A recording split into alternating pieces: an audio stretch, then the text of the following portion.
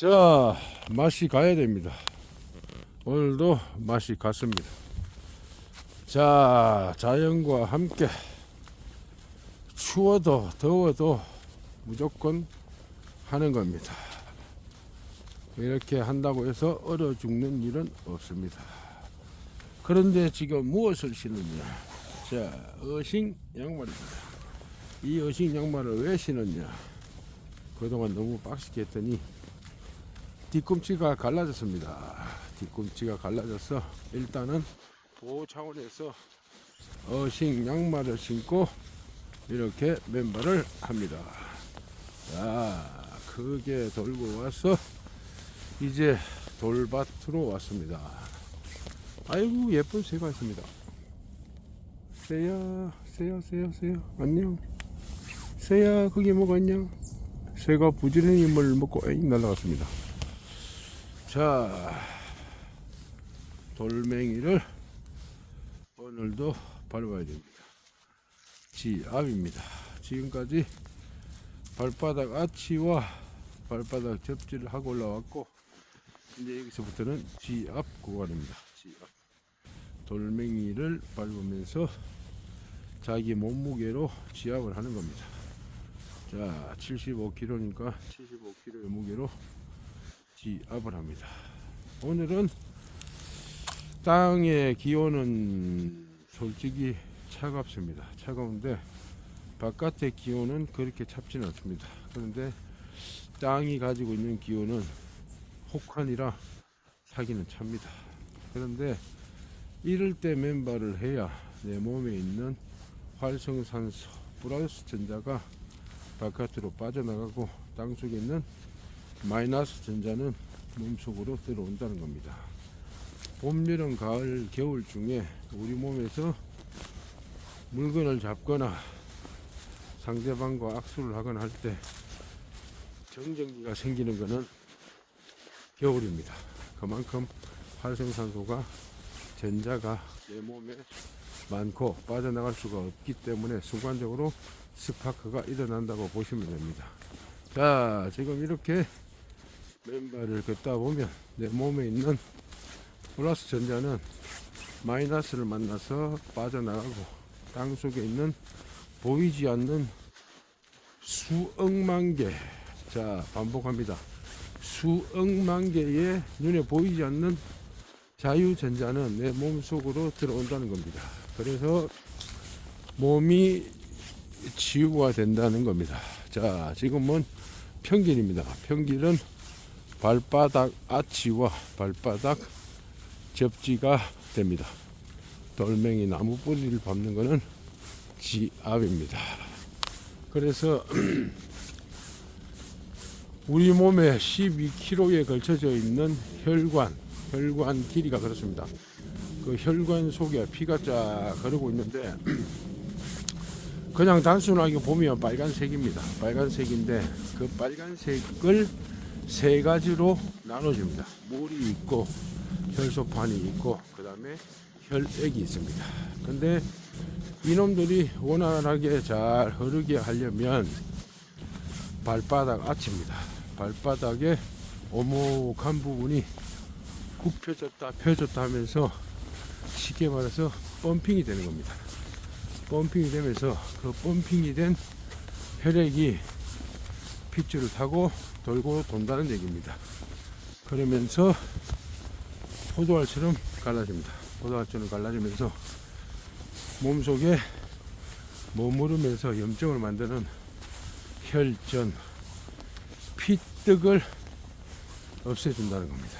모든 질병은 염증에서 시작됩니다. 염증.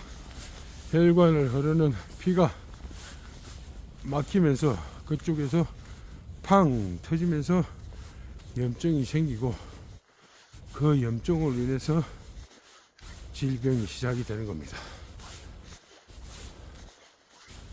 발바닥 아치와 지압, 접지를 통해서 깨끗하고 묽어진 피가 몸속을 핑핑 돌아다니기 때문에 피가 맑아지는 겁니다. 그리고 몸의 온도가 올라가기 때문에 염증이 생길 수가 없습니다. 그래서 우리는 항상 36.5도 몸의 온도와 비슷한 미지근한 물을 많이 먹어줘야 됩니다. 그래야 항상 똑같은 상태의 온도를 유지할 수 있고, 몸의 온도를, 마시는 물의 온도를 1도만 올려도 몸속에 있는 염증을 죽이는 데는 탁월합니다. 자, 그래서 남들의 시선이나 남들의 눈치는 볼 필요가 없습니다.